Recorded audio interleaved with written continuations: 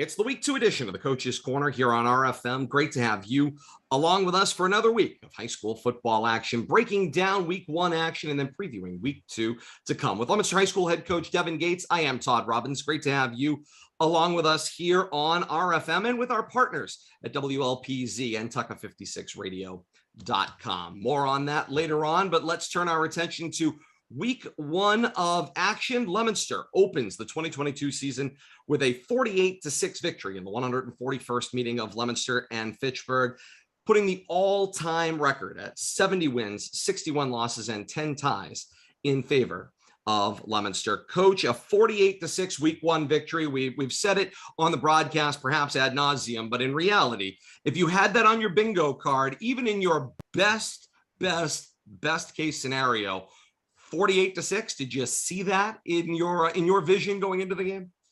Well, I mean, you always hope for execution like that, but I don't think we could have scripted it any better. Coming out what we wanted to do, what we want to accomplish. It really it was a great night for the program, building off of last year's Thanksgiving game, and then being able to capitalize on that and come out on Thursday and look strong. Bill Thomas put a lot of stock in the very first kickoff of the football game. Fitchburg goes with that onside kick attempt. It ends up with Tony Savatelli falling on it and recovering it. Aside from the great story of the baseball player turned football player making a play in his first football game on the varsity team playing special teams, that inability for Fitchburg to execute the play, Leominster to recover, leading 2 plays later to a touchdown, seemed to set the table and really push the momentum in one strong direction, at least in the first half. Yeah, I think our guys, were kind of put off by that a little bit, I guess. Maybe that was a little bit of disrespect that they were going to do that. But, I think we could tell from the sideline the ball was tilted a little bit too, and you let them know that it was probably coming their way. And, who would have thought that, senior coming in for the first time, Tony Savatelli would have the first touch of the 2022 season. But he had a heads-up play, covered it, protected it, and allowed us to get the ball on short yardage and make positive plays off of it. 2 plays that followed. First, you go with a good, I would say, confident, some people would use the term safe first pass for your freshman quarterback from scrimmage, the connection with Ricky Encarnacion, and then the very next play, you give it to your senior running back and you get him into open space. And perhaps that combination of things, the short, quick pass that gains a chunk of yards, followed up quickly by a running back getting loose into open space. There was a point that I remember snapshotted in my head, and it's just Mekhi Newton with nobody 5 yards in any direction. And then he's gone once he gets into that level of open space. So from kickoff to 2 plays later, a touchdown. Talk about that opening sequence. Yeah, what we're doing, offensively, Ricky's going to be a focal point for us on offense. The same thing with Kai. So being able to kind of really, spread Ricky out and, either, enforce the defense to choose. Are you going to, bring a, outside backer out there, or are you going to, walk a safety down over Ricky and, keep someone in the box to play Kai? You can't have it both ways, in terms of, what we're thinking. So, that first play, they didn't walk out a backer far enough, and Osiris saw it and got the ball out to Ricky, and, Ricky in open space is, it's a good situation for us. And then we almost had, pretty much close to the same play call the next time, but this time they moved him out a little bit more, and then we gave it to Mekhi instead. And then they had less numbers in the box, and we were able to capitalize. The O-line did a great job getting to the blocks, getting a hat on a hat, and Kai just found the seams and did the rest. Fitchburg turned around and responded with a touchdown of their own. So you're at 7-6 through the first 2 drives of the football game. And all of a sudden, it looks like we're going to have this back and forth offensive shootout of a game. And then things sequentially seem to go in your general direction. Another score comes in. Mekhi Newton ends up with 2 rushing touchdowns in that first quarter. And then things start to, I think, snowball from there. But you pointed a little bit to it. The veteran offensive line on your side of the football, that line control, their ability to establish and hold control, hold their blocks, create space and opportunities, allows every other domino to fall exactly in the place that you'd like to see it happen.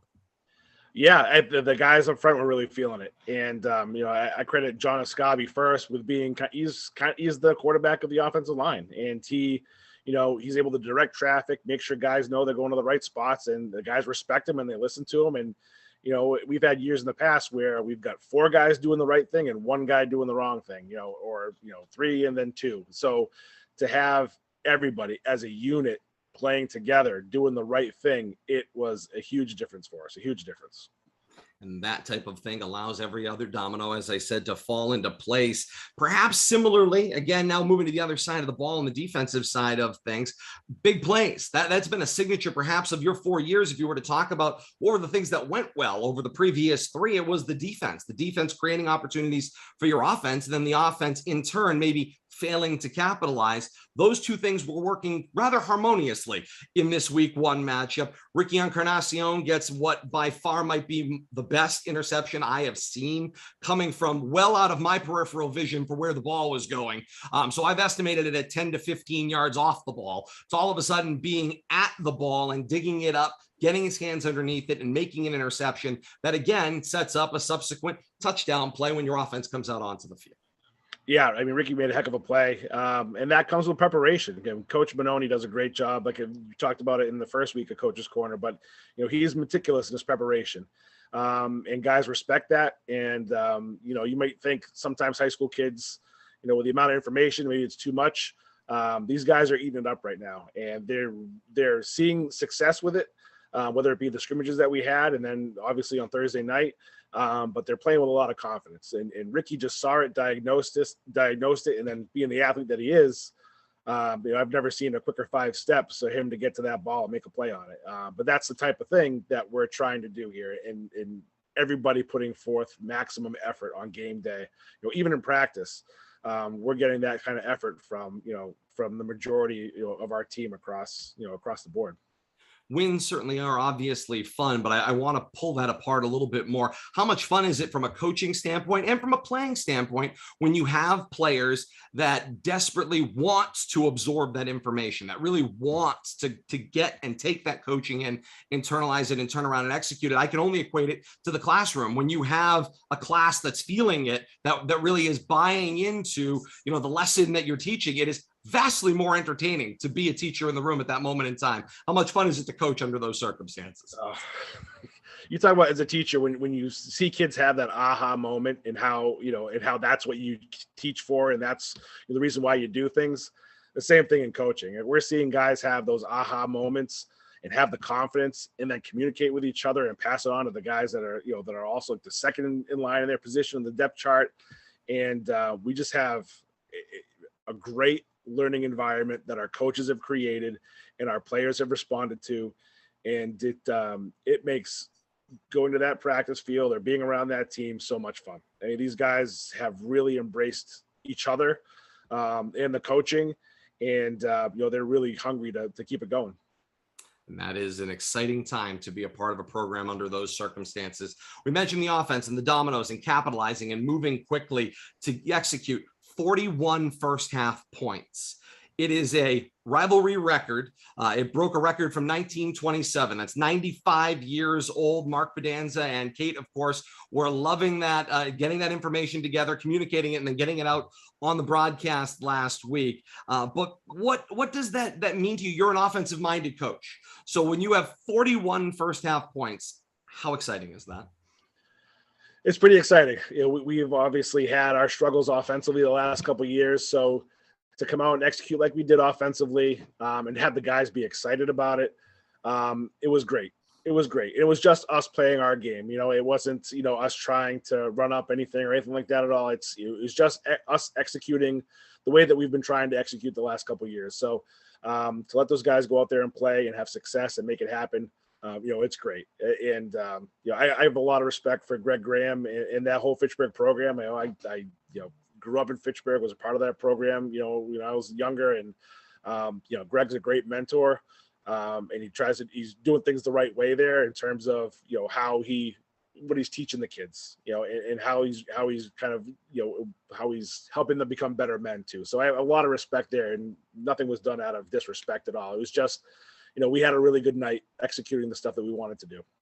And when the opportunity comes, you can't pass it by. One need only look at the last handful of years to learn lessons like that across the board. When opportunity knocks, one has to answer. And I think when I think about the offense, and of course, we've talked about the offensive line already. But another thing I think that stood out to me, differentiating it again, growth over time, is the crispness of their pace. Whether it was getting in and out of the huddle with the play, whether it was executing the play, there just was this, we use the word rhythm on the broadcast. There was something to it that was connecting one action to the next, to the next, to the next. Yeah, in the years past, we've done signals. Like last year, we did wristbands. We've been no huddle. I think this year, just looking at our failure to execute at a high level the last couple of years, and my responsibility in that, I really had to make things a lot simpler in terms of what we're asking the kids to do. And one way to do that, too, to kind of have that camaraderie was, we don't have a full huddle 10 yards off the ball. We have like a sugar huddle 3 yards off the ball. It allows us still to get to the line quickly, but it also gives you that time for everybody to dial in together, look at each other's eyes and go out there and make a play, communicate, even if it's just, for 10 seconds, but just to kind of have that moment as team. And it's really, the guys have really, responded well to it. And I think that's kind of, now we're kind of getting a rhythm with that, getting the play in, breaking the huddle, getting to the line, run the play, look back, get back in the huddle. So I think it's got a really good rhythm and pace to it, like you said. And that's due to the guys. So they've just embraced it, and it just kind of happened that way, and everything felt good once we kind of went into that huddle. And it's been nice. All the eyes were looking in the direction in that huddle, or in that loosely organized huddle, of a freshman quarterback, Osiris Lopez. And I think everybody was, of course, we talked a little bit about it, set the table for it on the Coach's Corner last week, set the table on the field, go out and see it happen. This is the first time the community writ large gets a chance to see Osiris Lopez in action in his initial varsity start. As you kind of grade the growth there and what you've seen as far as execution goes, how much is this year going to be about perhaps helping him to pace his expectations over time? Well, I mean, we don't want to have to put the whole game on his shoulders, every week. And I think we have enough athletes here and enough, senior leadership where we don't need to do that. In the same breath, I have no problem, trying to push the football down the field with him. The kid, he really relishes the pressure and being in those moments, like any true, really good quarterback does. He doesn't shy away from that stuff. So yes, I'm, be very wary of how much we're putting in. See some of the stuff he does, in the past, I would be really, really excited and say, okay, let's go to this, let's do this. And, that's where I get myself in trouble. So I'm trying to really temper my, my wants to try to put in all these different passing concepts and all this stuff, and really just go out there and have them execute what we're doing, because that's what's built the confidence up to this point. And that's what the guys are feeling really good with. So, really it's just, building off of tendencies that we have each week, stuff that makes sense, stuff that is built off of what we've already done.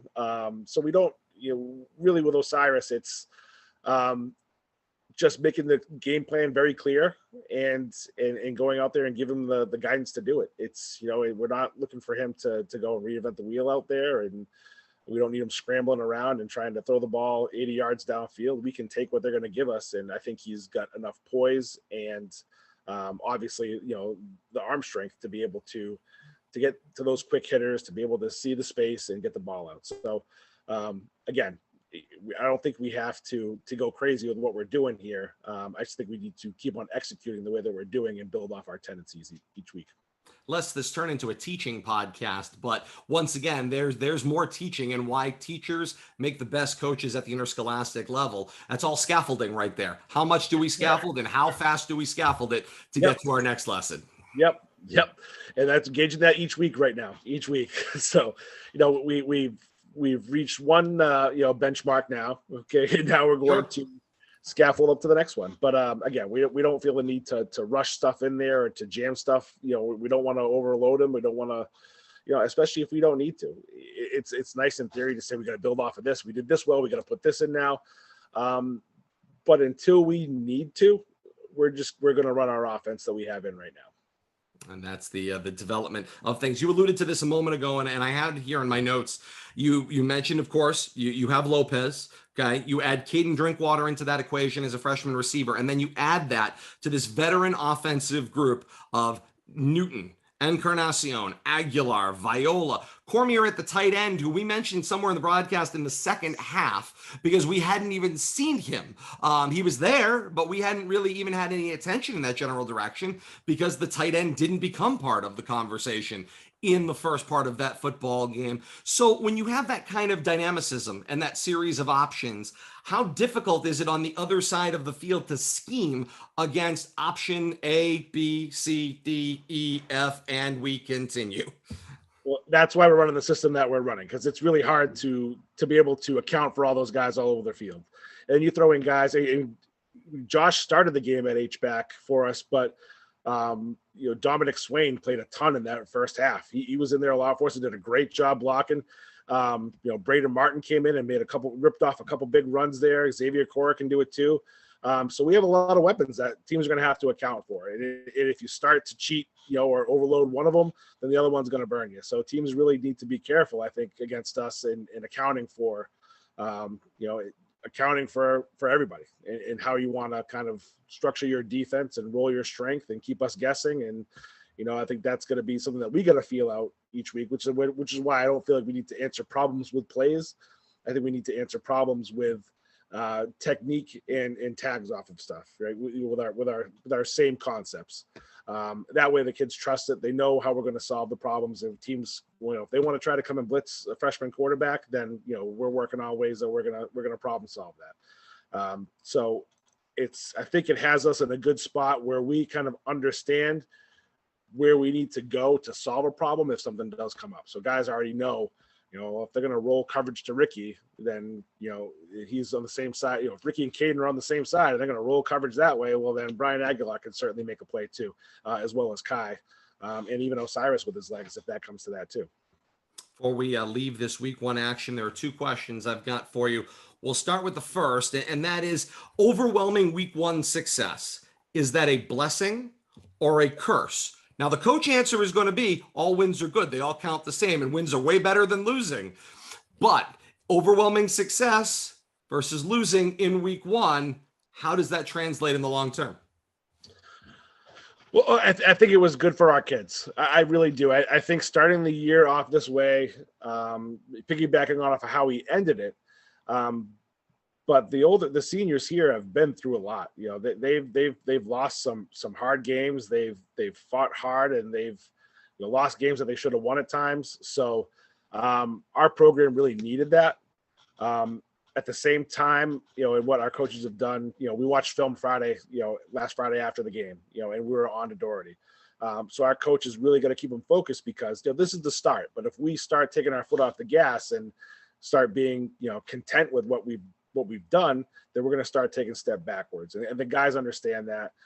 So they had a lot of fun, and they're ready to go out and try to repeat that as well too. So yes, it was nice to have the success. And our job as coaches is to keep them focused on the task at hand and not to worry about what everybody else is saying, because some of the same people that that we've seen that they're pumping up the tires of the of our team and what we did on Thursday were some of the same people that were putting us down for our play the last couple of years too. So our guys understand that it's about the guys in the room, our guys on our roster, the coaching staff, and it's about playing up to our standards and our ability. And the guys are excited to get back to practice, to get better, to work on what Doherty is going to give us, and then can't wait for Friday night back at Doyle.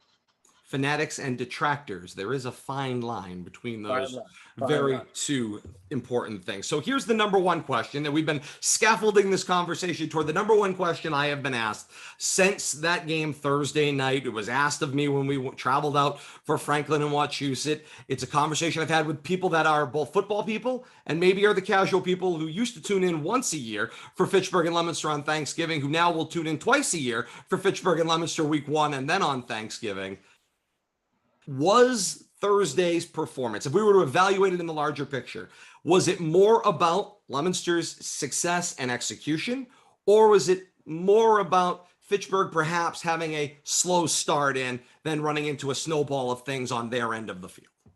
Sure. I think it's a fair question. I think we, as coaching staff, we're trying to find the truth in that as well. I mean, Fitchburg had a lot of turnover. They had a lot of guys playing new positions or who hadn't had game experience. So that's definitely, I think that definitely worked in our favor. But from what I saw on our end, we talked about not worrying about what, we talked about structure of what Fitchburg wanted to do, their offensive schemes, their defensive structure. We didn't talk about ability and personnel. So for us, it was about getting to the right blocks, executing how we know to execute. And that's what we saw on film. So we're excited about that. Obviously, I'd like to see us be a little bit more aggressive at the point of attack a little bit too. And I think we're going to talk about that. But overall, I think our execution is good. And Fitchburg definitely had some inexperience on the field as well.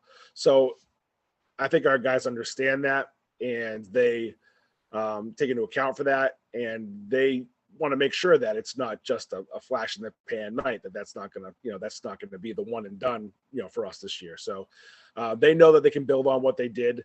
And we've talked about, hey, it's great. We did things the right way, but there were many things to correct in that game as well too. And for us, it was important just to get that excitement going about us executing. So I guess we'll see is the short answer to that long kind of explanation that I had in there too. No, it's a fair explanation. I think the answer will come in week 2 and 3 and 4 and 5 and on down the line. People should just stay tuned. That's the way things go as the process develops. Let's talk about elsewhere in week 1, because there were a lot of games on Friday night. You had the ability to kind of sit back and see what transpired. One of the benefits of playing that first game in the state. Franklin tops Wachusett by a 32-22 score in a game we had here on RFM. Andover tops Shrewsbury 34-6 in action. Grafton beats Neshoba 27-7. Algonquin blanks Doherty 20-0. It was a tough week 1 in central Massachusetts. Yeah, the Acton Boxborough beating Shepherd Hill 34-0 as well on Saturday. So yeah, it is. And I think, looking back at last year's, at least, mid-watch A, Division II, all of our opponents on our schedule, I think there was a lot of turnover across the board for a lot of these teams. Like I know Shepherd Hill had a lot of turnover. Shrewsbury's got a good football team. Andover is a very good football team. Shrewsbury's going to be good. They're going to be tough. They're a big team, they're well coached. So Shrewsbury is going to put it together. And then with Wachusett, Franklin is they're a powerhouse. They are, there's a reason why they were preseason ranked number 2. And to play all 4 quarters against them, they make it really, really tough. They're athletic. They're fast. They play up tempo. They're able to see space very well, and they make it really, really hard for defenses. But that being said, it just because it didn't show up in the win column for Central Mass this weekend doesn't mean that these are weak teams. They are by no means weak teams. They are strong teams that are getting better by playing these stronger opponents and trying to help with the strength of schedule for our state playoff format. And it will serve them well, especially we play Wachusett and Shrewsbury the last 2 games of the year. It's going to serve them well by the time we get to them there. So we have to make sure that that we're prepared for that as well, because we can't look at those scores and just take it at face value. I find myself sitting and thinking, because I agree with you wholeheartedly. I still firmly believe seeing Franklin against Wachusett, that only confirmed for me that Wachusett is one of the best programs in central Massachusetts going into this year. It certainly didn't dissuade me from that fact. But I think it also, the whole week, tries to help me, at least mentally, decide what is this chasm? What is the chasm between Eastern Mass and the rest of the state? And sheer numbers aside, there's got to be something else. I haven't quite been able to put my finger on it yet. Yeah. I mean, you look at taking Franklin in Wachusett, for example, it's, what was that? An 11-point, was it 11-point deficit? Is that what it was? 32-22, 10-point deficit against the number 2 team, in the state. That's nothing we're not far behind, these powerful teams in Eastern Mass. So, I think our upper level teams, can go out there and compete with the best. I really do. And, I'm not taking the fact just because it was a loss that just means that there's a huge gap. I don't think there's a huge gap. they have twice as many teams as we do, so it may seem like that at sometimes too, right? But our cream of the crop, our top programs in Central Mass, whether it be Division 1 through 8, can compete with any team in the state. I fully believe that Central Mass is tough football, with a lot of great coaches, and we're just the small, the few and the mighty, I guess. Yeah. Sure. Indeed it is. And I think one need only look at the playoff success over the years in Central Massachusetts to really understand where those things may be developing, or how many there may ultimately be. Let's turn our attention to week 2 of action, because we're going to stay in this same theme. We're going to see more of these types of teams. Week 2 games that are, have my attention. St. John's is at Shrewsbury this week. Algonquin travels to Hopkinton. Long Meadow comes east from the western part of the state to play Neshoba, and then Marlborough at Shepherd Hill would be what we would call a traditional week 2 game in Central Massachusetts. But once again, here's that paradigm, and I think you alluded to it a little bit a minute ago, and that is, of course, that you can only get better by playing these teams, but maybe even more than that, you understand better how the state sort of fits and where you as a program fit only by measuring yourself against these other programs.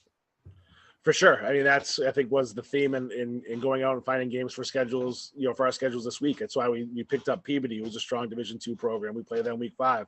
That's why Wachusett, wants to play Franklin. That's why, Shrewsbury plays Andover. They're going to play Walpole later on this year too. And so it's, Doherty, I think, plays Mansfield, after us next week, and Algonquin plays Central Catholic in a couple weeks. So it's, we don't want to be that team like Algonquin last year. It was 6-2 and left out of the playoffs because of strength of schedule. It's we'd rather lose to a strong team and still get those points. Obviously, it's tough for me to kind of, I'm sure it is for a lot of coaches to think in that. Mm-hmm. To put yourself in that world. Quality losses, coach. Quality losses. Who's competing for quality losses? That's a tough concept for me to grasp. But in the same breath, you want to play these competitive teams too. I mean, you don't want to, it's like a MAC team going into the SEC and taking a huge paycheck just to, just to get, thumped out of the building. We don't want that. We want to be able to compete with those teams and play the top teams. But we're still going to kind of schedule, smart, and with hopes that, some of these teams that we play are going to be successful teams as well too. Boy, did some of those teams learn, by the way, in college football. Marshall on their way to pick up their check from Notre Dame for that easy game. Boy, that had to be a hard check to write when you had to turn around and send that check. Because, of course, that's the distinctive difference when you have the Power 5 schools playing the schools from the Group of 5. That is, you have to usually pay for them to come. And when you lose those football games, boy, those are bitter checks to write. As is App State, who's going to cash another big check after beating another Power 5 school. I love it. I love it. I hope Central Mass becomes that in the grander scheme of things. I do too. And I think we're on our way. I mean, we've got already, a group of strong programs. I feel like numbers after, now that COVID is kind of, more or less past us in terms of it affecting high school athletics. We've seen, like this year, our numbers jumped. We ended the year with 85 kids last year, and now we're up to 100. We had 112 in the program. We had 19 freshmen come out last year, as opposed to 40 this year. So, and I'm speaking to other programs too. Their numbers have gone up as well. So, I think after kind of gone through COVID, being in the house for so long, being remote, the feeling of wanting to be a part of something and to feel valued to being a part of something, whether it be athletics, whether it be extracurricular clubs. I think you're seeing more kids come out and do that stuff. At least that's what it seems like to me, looking at these fall athletics in school year so far. So I'm hoping that trend continues, because if we get more people coming out and playing and wanting to be a part of it, it's only going to make Central Mass football, that much stronger. And, I'm excited to see what the future holds, if that's the trend that we're going in. I think also as the years go by, and this was kind of my takeaway from the Franklin Wachusett, series that is now 2 games old. They've played twice in a row now on week 1 in the last 2 years, is that people have that mindset of Central Mass football staying within Central Mass football, Eastern Mass, Western Mass, and the traditional rivalries. But I feel like, much like we've all come to accept the changes in college football, we'll come to accept the changes in a paradigm where you have to get beyond the old leagues, and you have to come to an understanding that at the end of the day, the new paradigm, the new way of doing things is you're going to play these teams from elsewhere, and you can have fantastic rivalries. That Wachusett Franklin group, I would say, is the beginnings of the kindling of a really great rivalry that could play week in and week out on an annual basis, or perhaps, it's every other year somewhere down the road, or however they start to build their schedules over time. It's the beginnings of what could be a rivalry beyond the leagues and the way we've thought about them for years past.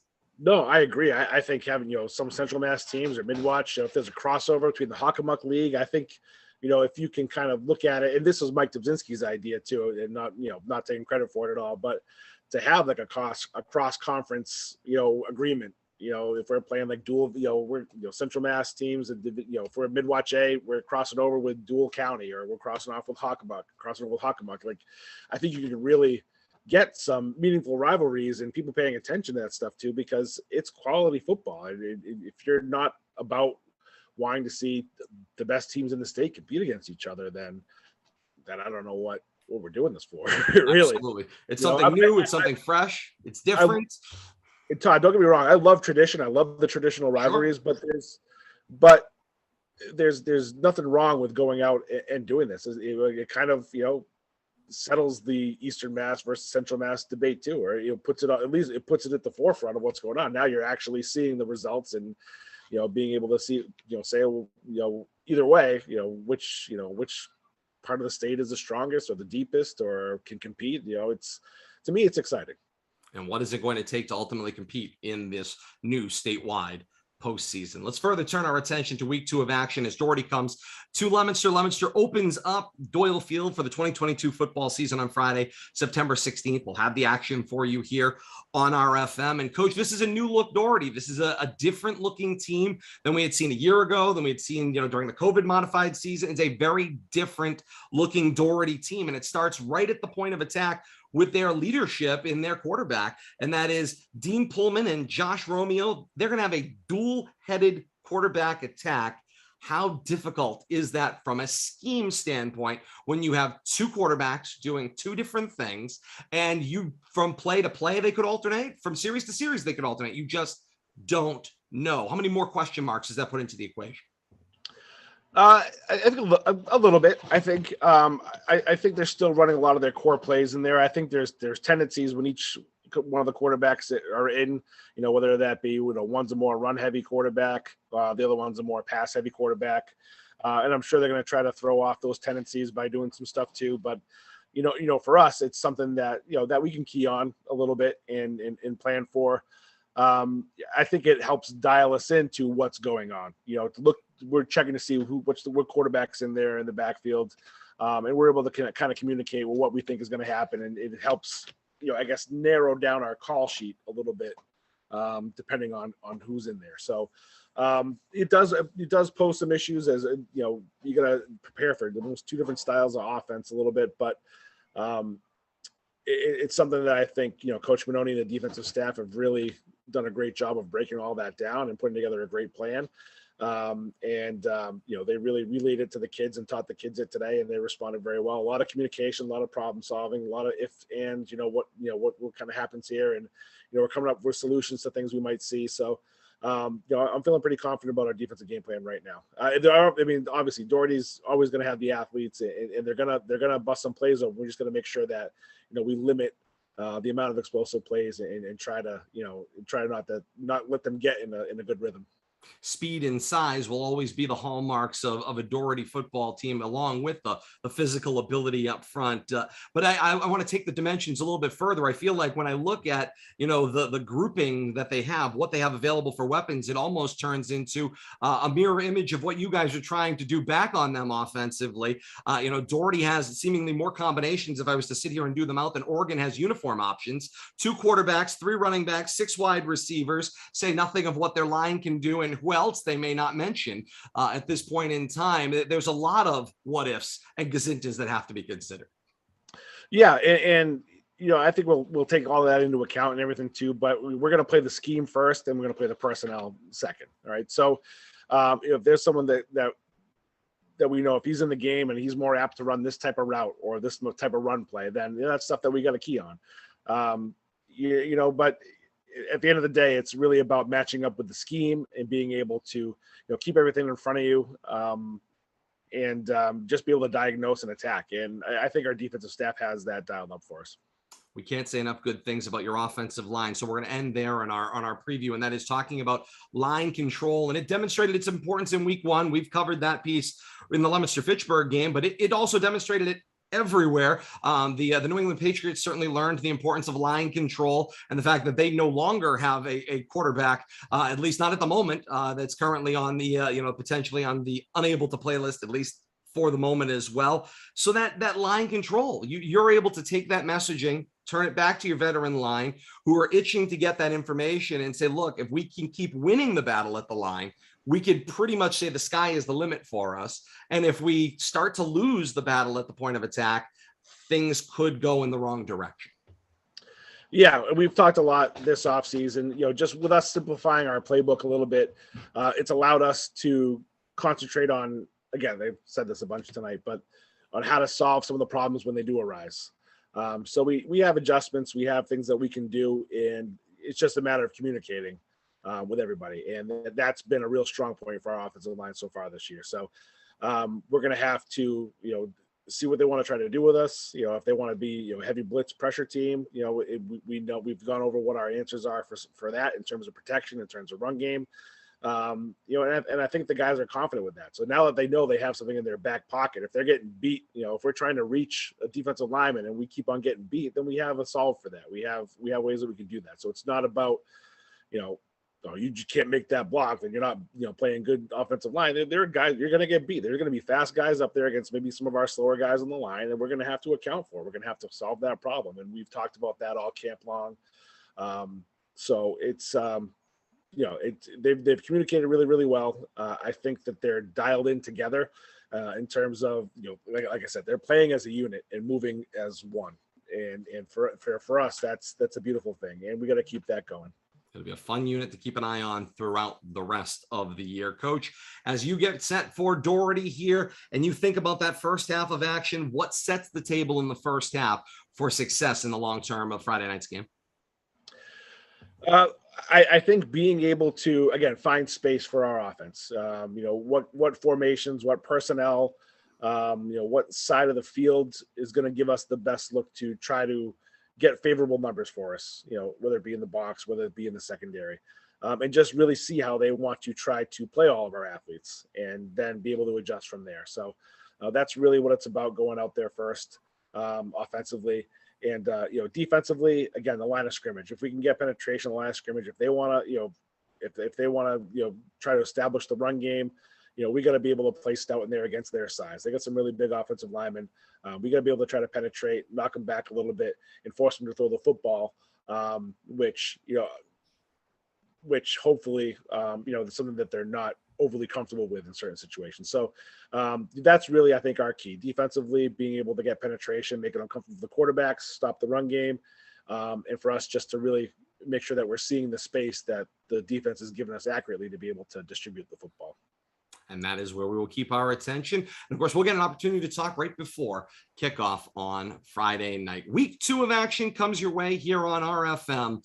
Doherty travels to Leominster for the home opener at Doyle Field for the 2022 fall football season to come. RFM and our partners, we've got you covered all the way on your way to the game, at the game, and on your way home, and even over the weekend as well. Our live countdown to kickoff begins at 6 p.m. on these same RFM platforms, YouTube, Facebook Live, and Twitch. Leominster TV's live coverage begins at 6:30 p.m. on Comcast and Verizon. They'll pick up for that second half hour of our countdown to kickoff. And then our other partners will be with you for replay coverage throughout the weekend. That includes Saturday on 95.1 FM, WLPZ, and WLPZ.org at noon on Saturday. A complete replay from the countdown to kickoff all the way through postgame on WLPZ of this game on Friday night. And then Tucker56radio.com and Dick Tucker have Sundays at noon for a complete replay from start to finish of your game action. Doherty and Leominster this Friday night. And of course, no week begins without your breakdown